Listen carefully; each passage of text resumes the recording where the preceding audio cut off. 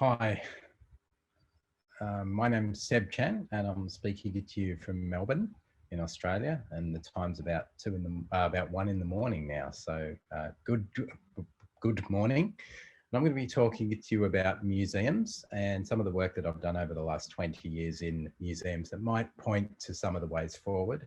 And of course, we've all been struggling around the world with the effects of COVID-19. And I think that's quite radically changing how cultural organisations and our institutions and our societies will emerge. My museum, where I'm working in Melbourne at the moment, which I'll talk about a bit later in this talk, has actually been closed for a year and a half to do a major sort of rebuild, but I'll get to that shortly. So let's get started.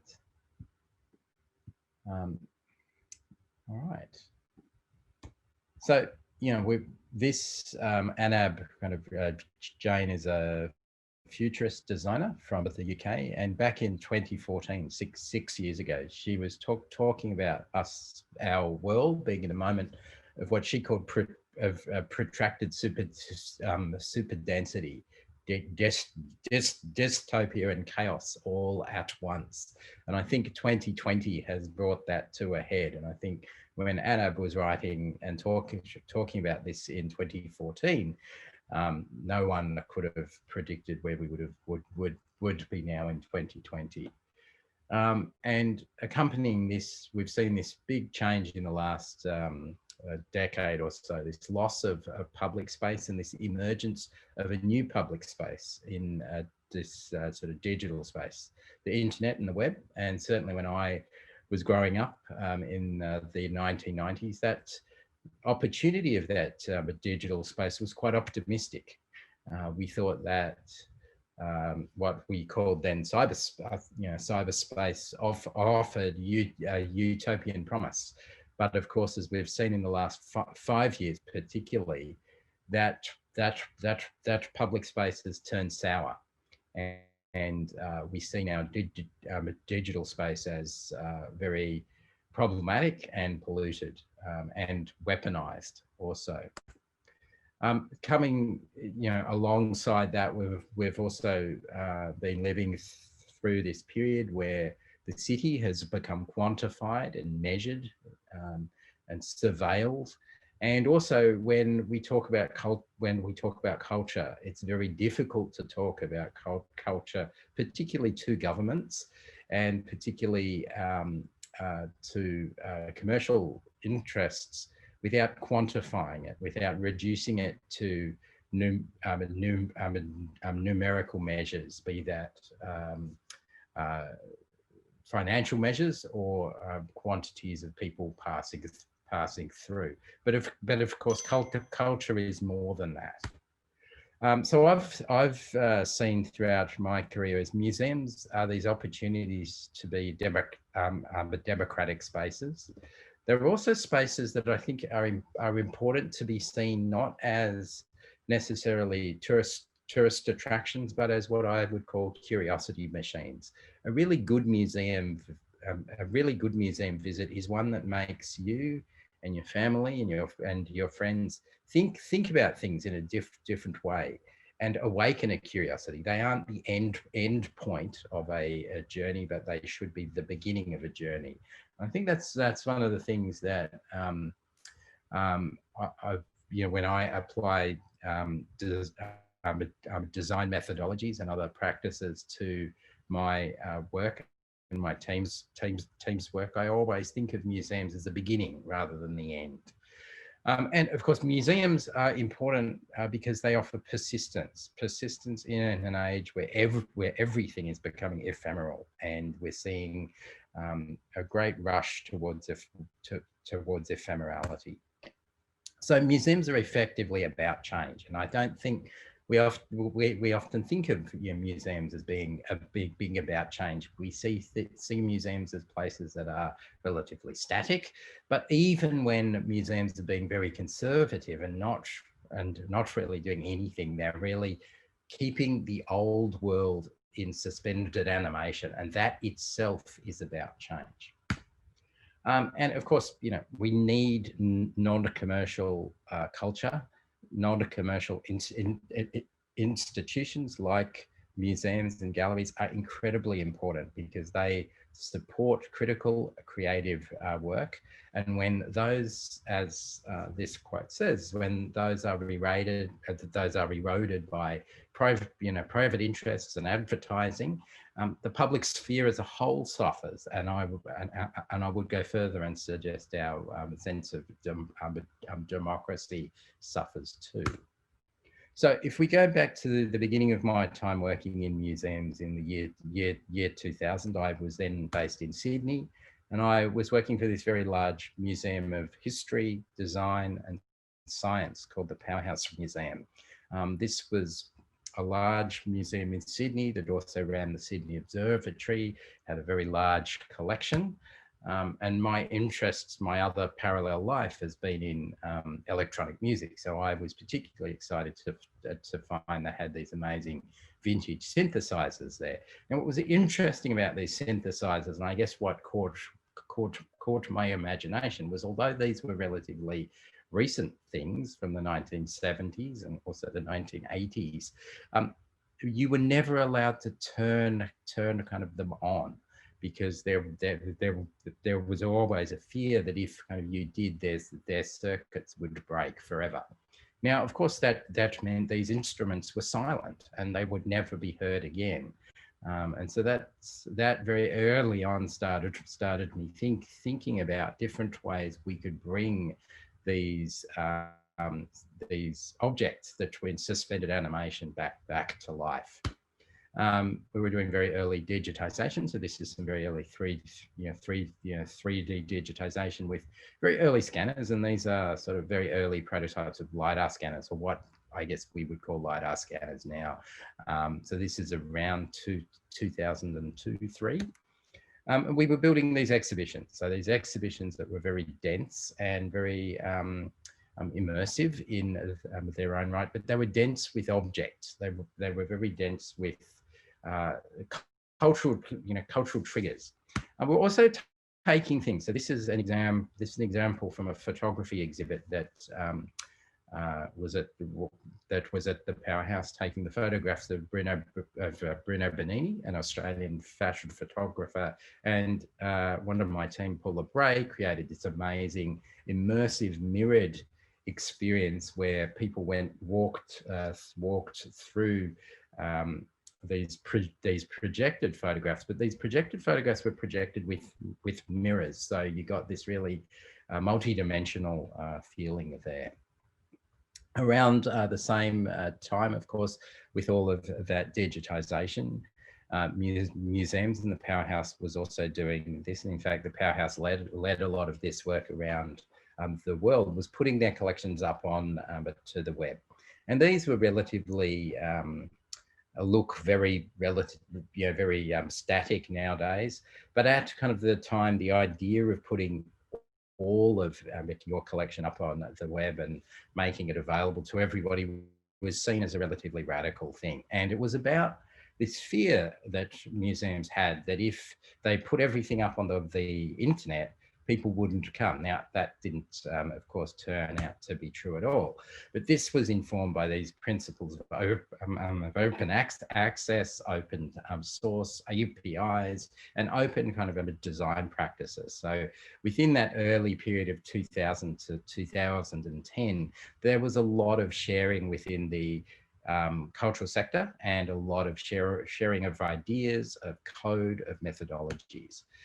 Also, I just put in this because, QR codes are coming back with COVID and the notion of contact kind of tracing back in the Powerhouse days, and you can see how old this is by the old Nokia phone there.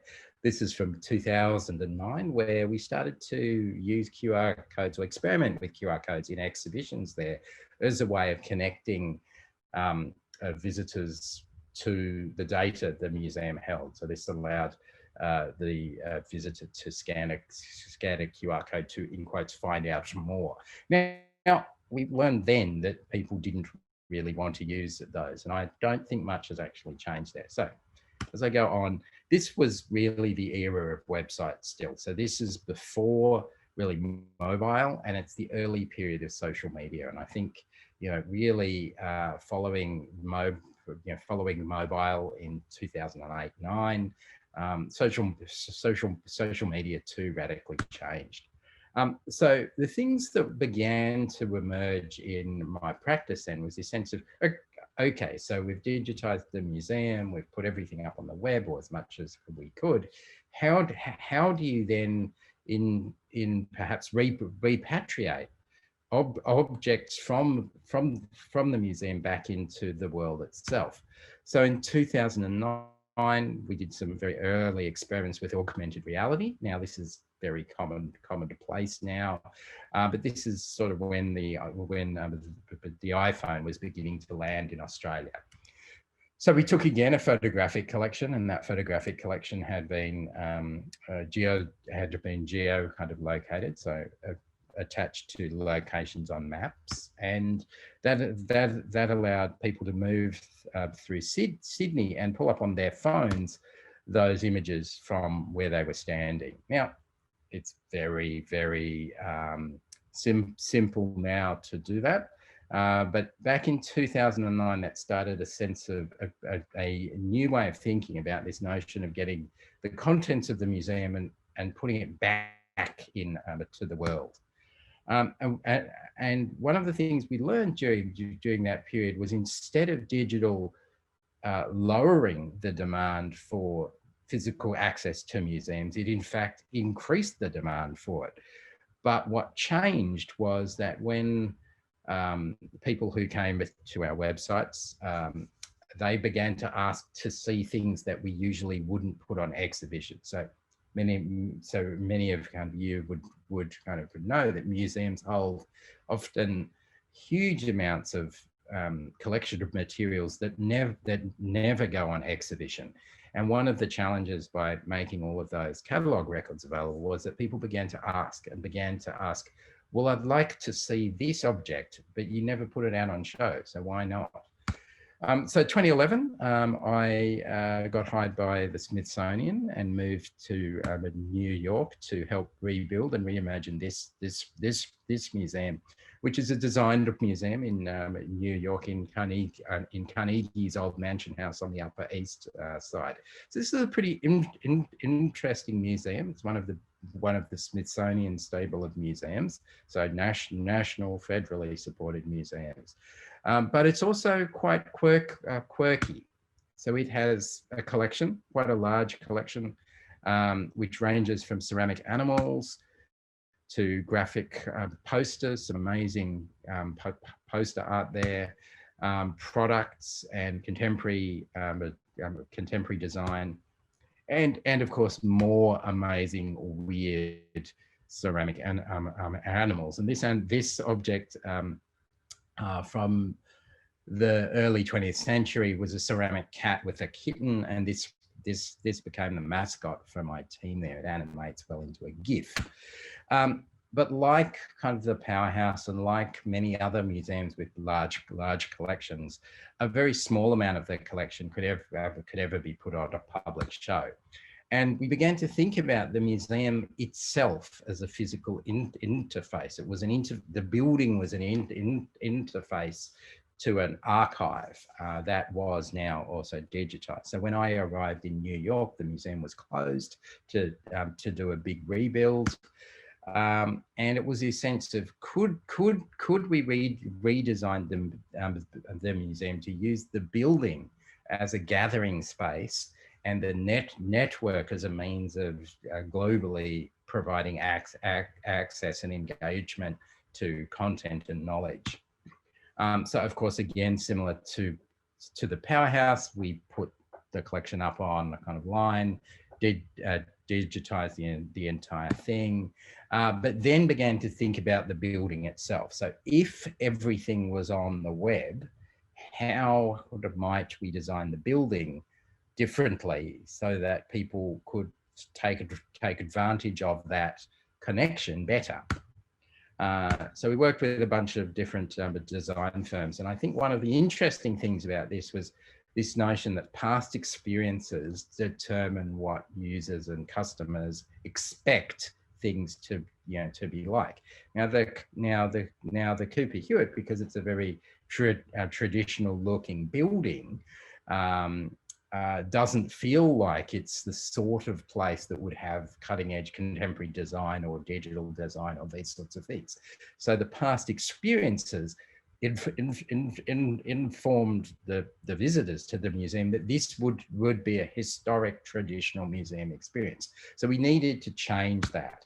So we made a magic wand. So we made this magic wand that worked a little bit like a library card. It was a pen, and it was the initial concept was from a New York design firm called Local Projects. And this was a really interesting intervention, because it was about taking this sense of, could you give visitors an object, a pen, that allowed them to do different things in this designed museum, but also changed what they expected from the museum, that immediately reset their expectations. So here's an early video that the team did before the pen existed and was made. So it was a sort of sense, well, could you get the pen at the desk, and could you wear it? And when you found something you liked, could you collect it? And then could you explore that and see its relationship to other things in the Cooper Hewitt collection at any point during your kind of visit? Could you write notes about it? Could you save it and take it home, maybe take it home to school and keep on collecting? And the other thing is that would then mean that your phone would stay in your pocket. And you might be able to design things as well. That would be a cool idea. And then if you came back to the museum, would it remember that you had been there before? So that was sort of the idea of the pen. And the reality of the pen, of course, it involved doing a huge amount of industrial and product design to turn it into an object. It was designed with a firm in Spain and manufactured in Taipei. And the museum got 3,000 of these pens that are loaned out to visitors as they visited for free.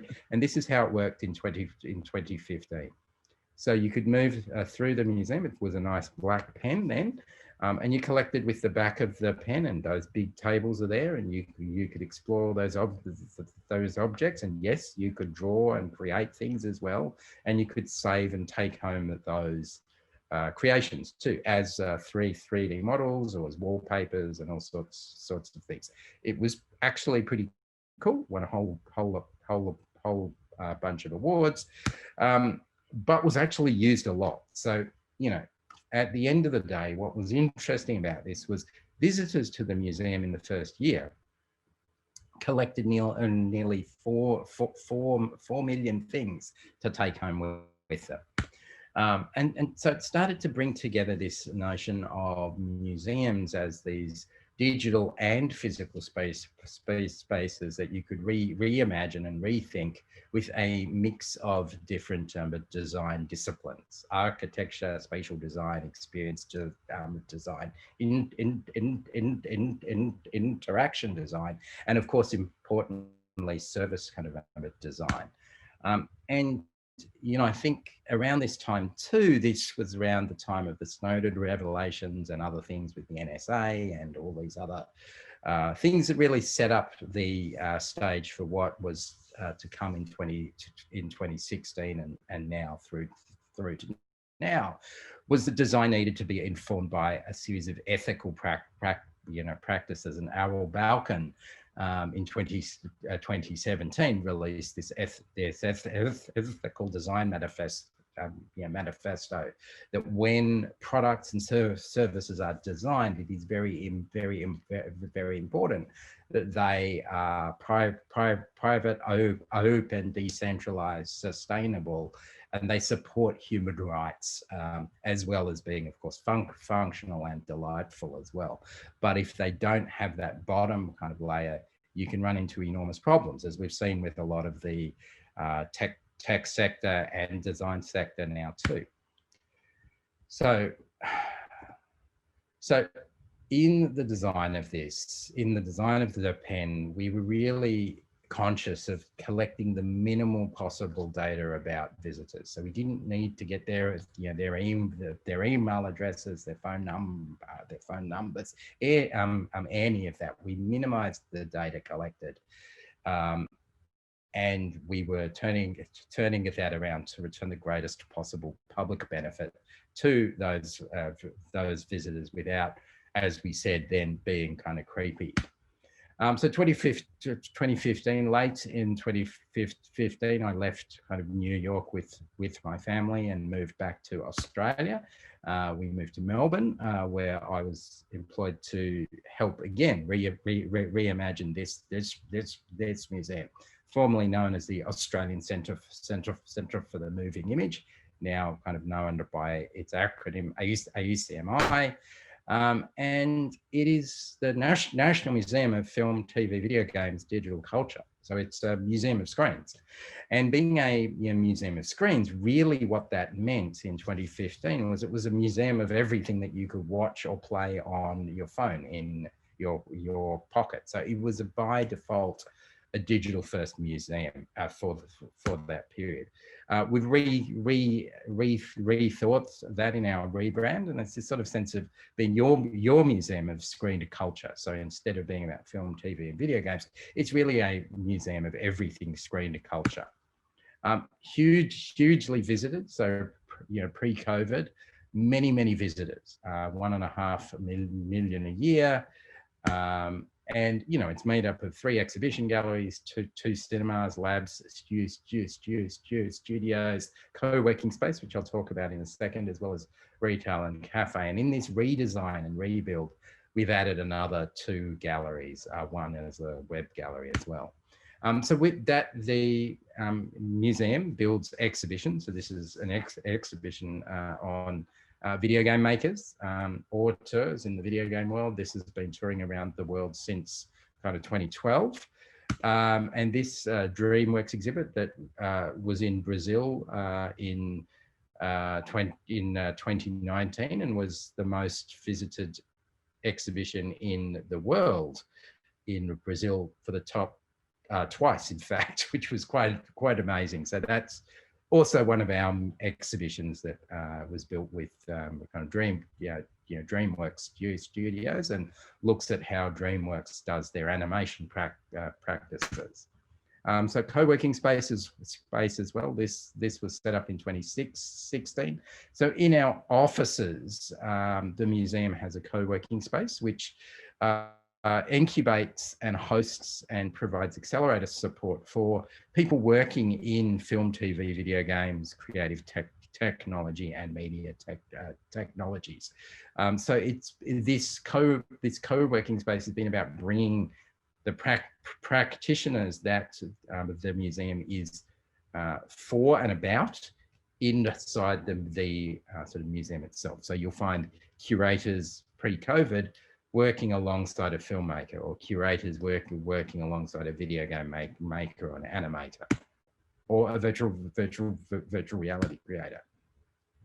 So coming into this museum that isn't about objects, but is about media and screens, we became immediately aware of the new types of art that were emerging and these new types of media commissions. So the top left is a 2-channel work by Daniel Crooks. The top right is a AI generated documentary where the narrative plays out in different ways each kind of time it plays. It's a single channel work of about between 20 and 30 minutes. The bottom left is a soda jerk work which takes apart Australian film and television to create a 1 hour-long post-colonial feminist mashup, which is hilarious and really good if you ever get a chance to see it. Hopefully it'll be on kind of line at some point soon. It's been touring festivals around the world. The bottom right was a two-person virtual reality experience that was actually a theatre production that had been recorded as a VR experience. So these new works that were really not only deeply experiential, but were also software. And around this time too, we began experimenting with this sense of building more immersive experiences as exhibitions. So why would a museum like this build exhibitions? So for us, exhibitions are these semi-spatial, non-kind of linear narrative experiences, and they're there, as I said at the start, to inspire curiosity. They're not to answer a question necessarily, but they're just to inspire curiosity. Why interactive experiences? Well, I think that's driven by this sense of people learning through doing. And as we noticed, particularly with a museum of media, is the intergenerational social learning. And this happens in all types of museums, but it's been particularly fascinating with video games in that we will have grandparents and parents talking about the old computers and consoles they might have grown up with, or arcade games, and talking to their kids or grandkids who are like, really? That really isn't a very fun game at all. And, all that. But also as one of my exhibit designer friends talks about, that the interactive experiences create this sense of visitor chemistry. So this is this notion where a good exhibition or a good experience is one where strangers feel comfortable enough to speak to each other about things. And so it's that sense of creating, as you might get in a well-designed public park or a public square, this sense that strangers have an opportunity to meet and talk, and you might do this in virtual spaces too. Why immersive? So, immersive has been a big thing in experience design, and this goes from experiential marketing through to museums and theatre. And this has been in museum spaces and in the work that I do, particularly at my museum, is this sense of creating a distinction between the outside world beyond the museum and the world of the exhibition itself. So this is the inverse or the flip of the work at the Powerhouse, which was about getting the objects of the museum back into the world. This is about dividing the world into the museum space and the rest of the world and creating a separation. And this sense from game theory that if could the museum be a magic circle where the visitors attain superpowers when they're in that space, and what might that be? And if you think back to what I was saying about the pen at Cooper Hewitt, that was very much about this notion of visitors attaining superpowers by using this pen there. Okay, so this notion, we're starting to think about magic and think about spectacle, but in a lot of the work more recently, we've been trying to simplify things and say that there's this sort of opportunities for spectacular magic within that exhibition space, but also very simple stuff. And I think being in a museum that's so heavily dominated by media and screens, the analog itself has a lot of really interesting possibilities. So we talk about re-enchanting the analog, and I'll show some examples in a second. So this is an exhibit that we built in 2017. It's been touring around Asia. It may go to Europe and North and South America, depending on what happens with COVID and depending on what happens with travel. This is an exhibition about Lewis Carroll stories, and the way Lewis Carroll stories, particularly Alice, have been appear in different films, TV shows, Japanese J-pop music videos, and lots of other things.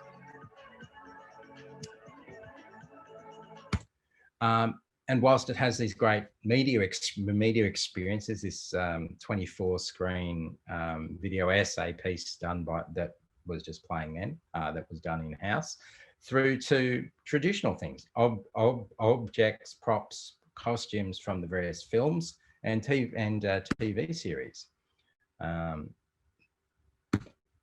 And immersive room scale projection mapping. So this is the famous tea party done by a Sydney firm called Grumpy Sailor. So this was a projection mapped experience where visitors would step inside and sit for about a 10-minute, 5, 6, 7-minute experience, which would create a world around them and project on both the table and the walls. And that would then reveal the way CGI and computer graphics are used to create different experiences within an animation, for example. We also had a lot of paper experiences in this. So this is a craft experience towards the end of that exhibition, which allowed you to create a character, and then using facial recognition cameras would map your face on to the character that you had made.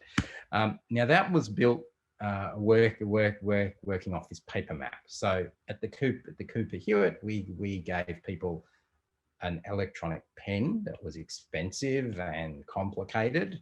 Here we gave people to take home a paper map. So this paper map was the surface that they used for the craft activities. It was also a guide and a story guide through the exhibition itself. And it was also a magic surface. So here's the map, and you would come to these particular points, you'd place your map down, and your map would come to life. And so it was this sort of sense of magic coming into the world through this paper device. And when you got home, you took your map home, and on your ticket, you would get a secret code. You put in your secret code, and you would get everything that you had seen and done, as well as extended features. So this is like, I guess, the DVD or Blu-ray bonus features, and lots of links out to other things. So it was this sense of giving you more than just the exhibition itself, but you got this sort of secret guide to everything beyond the exhibition. Because if you'd been to the show, you know, we wanted you to have a great time within the exhibition itself, but we also wanted you to become curiouser and curiouser, so to speak. The other thing that we hid in the world, which I think was interesting, and we didn't know how this would go, was an alternate reality game. So we've hid a bunch of clues and a bunch of riddles in the design, in the wallpapers, little things written on things in around the exhibition space, and didn't talk about it at all. The visitor guides didn't say anything about it. If anyone asked, what does that mean? They would just say, I'm not sure. But those people who were really super fans uncovered the secrets, and in the map there also were hidden clues as well, and there were a series of tasks, and if you did those tasks you would be asked to send in a letter to us. And of course we didn't promote or say anything about this, and we got a huge amount of letters about this, which was really fun. And you know, this sort of sense of, we knew this was successful because people went to that effort of becoming this sort of super fan. Anyway, so this sort of enchantment and extension was key to us. And that's because, you know, museums currency, we trade in time to watch, play and experience. And for museums, it's really important to value that time that people give us and return that gift of time in ways that generate more value and curiosity for them. So this, this at the heart of all of this, just despite all the things that we've done with digital and with experience design, there's a lot of staff change and ways of thinking. So computational thinking, data literacies and design literacies have become really key within the organization. And now this isn't just about digital transformation. This is about building new types of literacies and new types of ways of thinking about possibility. So the museum's been on this five-year journey of change. So the museum's been closed now for a year and maybe a year and a half with COVID. And during that time, we've done an enormous rebuild. And this has been 5 years in the making. So here's a little bit of how it was planned to look. So, quite a radical architectural change to the museum. This will open in a couple of months. New objects and design, new immersive and playful experiences throughout that explore the past, present, and future. Education labs and learning labs, new interactive experiences. Really telling the story of Australian film, TV, and video games and media.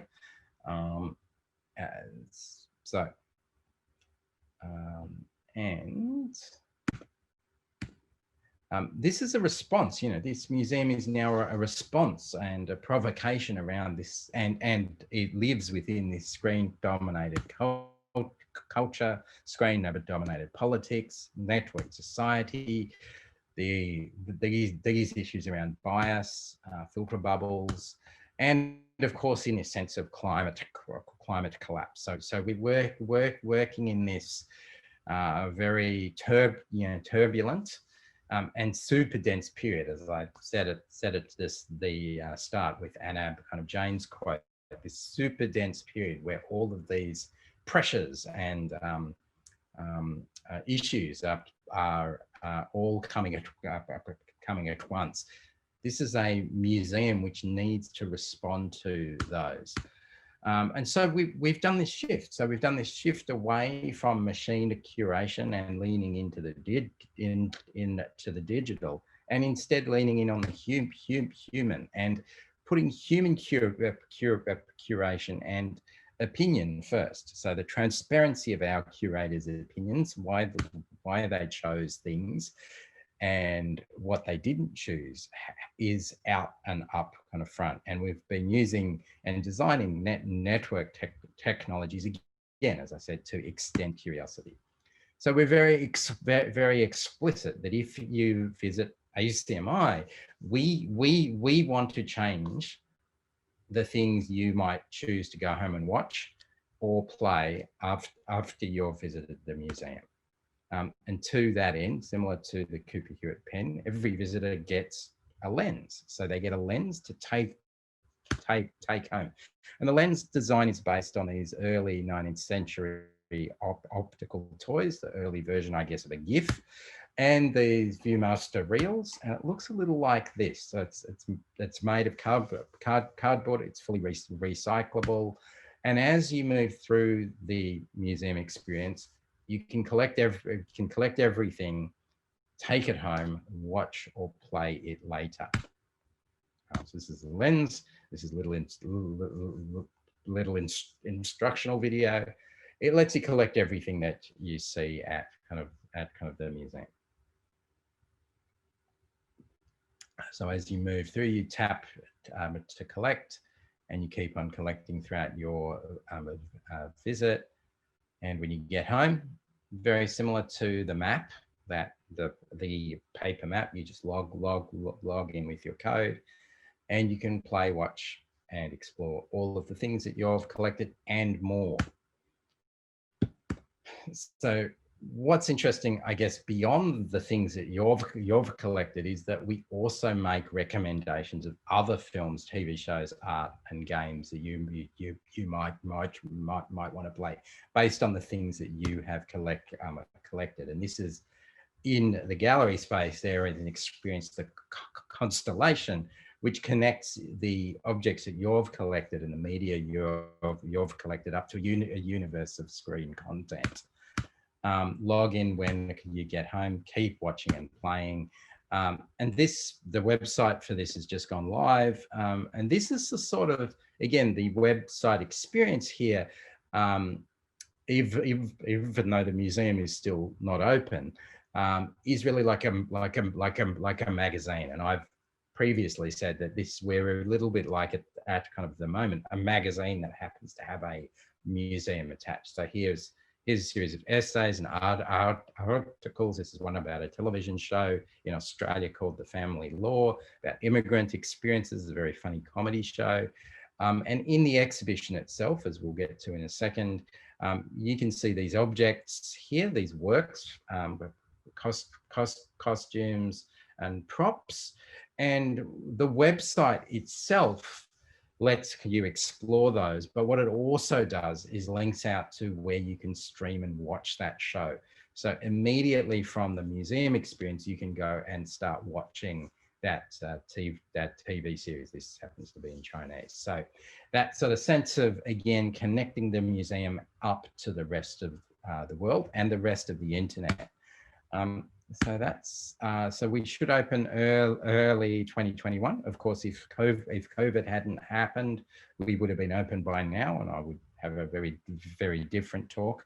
But it is this sort of sense again of that museum that is connected up with the digital space and the internet, but also really playing to the strengths of the physical space and that sense of the museum as a social experience, and the museum as a physical experience, a physical experience that generates and allows our communities to discover things that they didn't know about or didn't know they were interested in. So thanks a lot, and I think I've just finished ahead of time. So thank you. You can find me on Twitter, and feel free to send me any questions you might have. Thank you.